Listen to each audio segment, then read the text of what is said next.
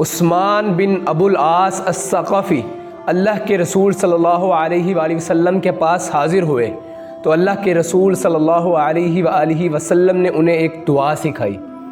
عثمان کہتے ہیں کہ مجھے اس قدر زیادہ تکلیف تھی کہ قریب تھا کہ وہ مجھے ہلاک کر دے۔ اللہ کے رسول صلی اللہ علیہ وسلم نے مجھے ارشاد فرمایا کہ جس جگہ پر تکلیف ہو رہی ہے اس جگہ پر اپنا دایاں ہاتھ رکھو اور 7 مرتبہ یہ کلمات پڑھو، بسم اللہ اعوذ بعزت اللہ وقدرتہ من شر ما اجد و احاذر۔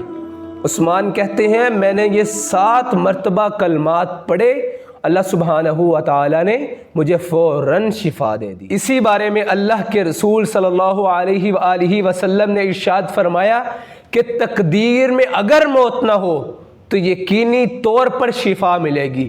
کسی نوعیت کی بیماری ہو، کسی نوعیت کی تکلیف ہو، جو شخص 7 مرتبہ یہ کلمات پڑھ لیتا ہے اللہ سبحانہ و تعالی اس کو ہر بیماری سے شفا دے دیتے ہیں۔ وہ کلمات یہ ہیں، اسأل اللہ العظیم رب العرش العظیم ان یشفیک۔ جو شخص ان کلمات کو پڑھ لیتا ہے اللہ سبحانہ و تعالی اس کو صحت تندرستی عطا فرما دیتے ہیں۔ ہمارے نبی نے ہمارا کتنا خیال رکھا ہے، ہمارے دین اسلام نے ایک انسان کے لیے کتنی خیر و برکت رکھی ہے۔ آپ دیکھیں کہ اگر ایک انسان بیمار ہو جاتا ہے تو اس کے بارے میں بھی اللہ کے رسول صلی اللہ علیہ وسلم ارشاد فرماتے ہیں کہ اگر کوئی شخص بیمار ہوتا ہے تو اس کے گناہ معاف کر دیے جاتے ہیں۔